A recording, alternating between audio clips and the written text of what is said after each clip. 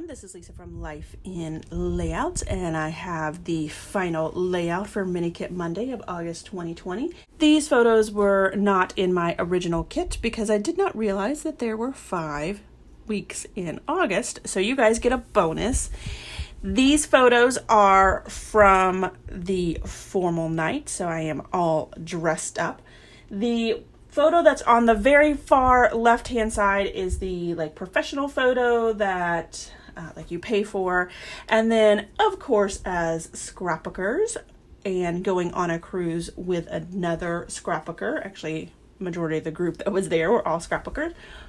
Kim brought her very nice camera with us, and she was able to gather a couple of the other photos that I don't necessarily think that we would have gotten from the professional photographers, because they usually tend to have them on the sets there, and we were able to go around the ship and take these photos. So again, I am following a sketch from Scrapbook Generations, and I am using 6x6 pieces of paper, so trying to piece this paper together that is not full sheets and cover them up with the photos. It did take me a little bit to try to figure it out, but once I got it figured out, I love the way that this layout came together. This sketch does call for 6 photos, and that's what I was able to get on my layouts, and I think that it worked perfectly because I was able to kind of showcase the professional photo all the way to the far left, and then there's a little piece of paper there that kind of breaks it up, and then on the far right is just some other great photos that we took.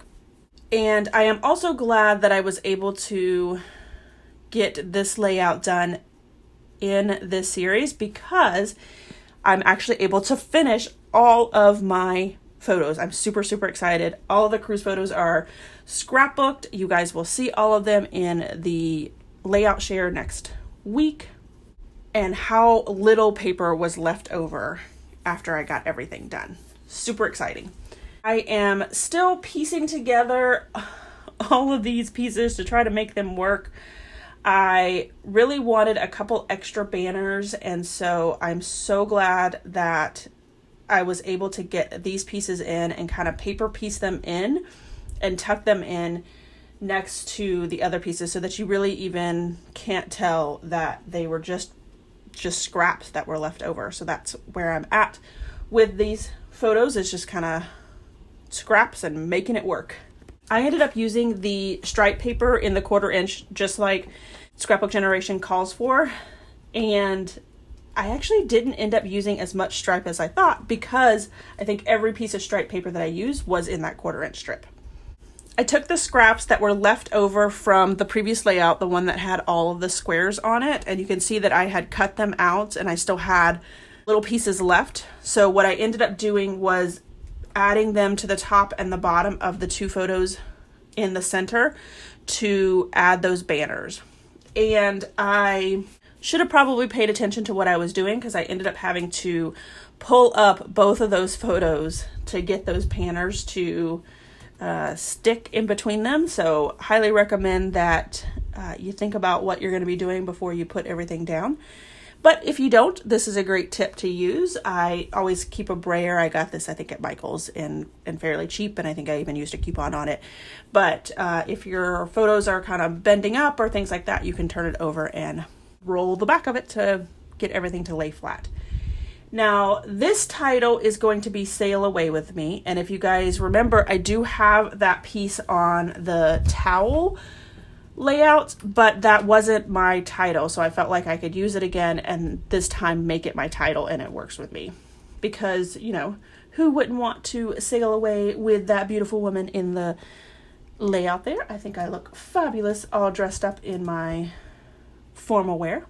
Again, go ahead and add some of those anchors around the layout. Now, I thought I was going to use this little piece here with the Bon Voyage and the life preserver. So I go ahead and put all of that down. I line them up. I wanted to make them offset a little bit, and I was going to add them to the center there between the photo that's on the far left-hand side. But I just didn't like the way that it ended up, and I actually end up using that on another layout that I will show you guys in my wrap up next week.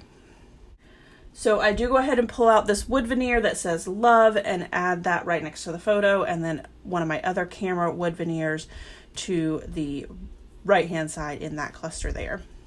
I am trying to get all of those bling used up, and I think that I used quite a bit this month, and I still don't think that I finished that sheet.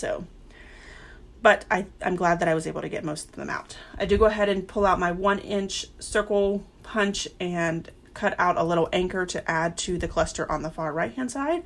And then I actually end up pulling another one of these fun swirly pearl pieces. Super glad to get that used up. And I think that it actually works. I think because I was using them on all of the layouts, it just kind of pulls them all together and ties them all together. And I like that the way that it sits right there in that white and navy chevron paper.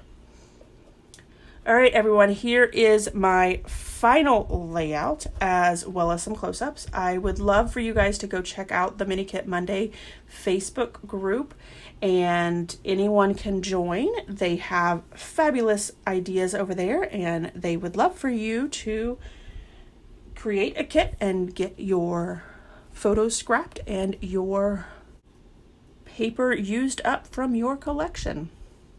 All right, if you enjoyed this video, if you wouldn't mind giving me a thumbs up, I'd really appreciate it. If you haven't done so already and you want to see more double page layout inspiration, make sure you hit that subscribe button, because that's all you're going to get on my channel. Thanks everyone for watching, and I hope that you have a scrappy day.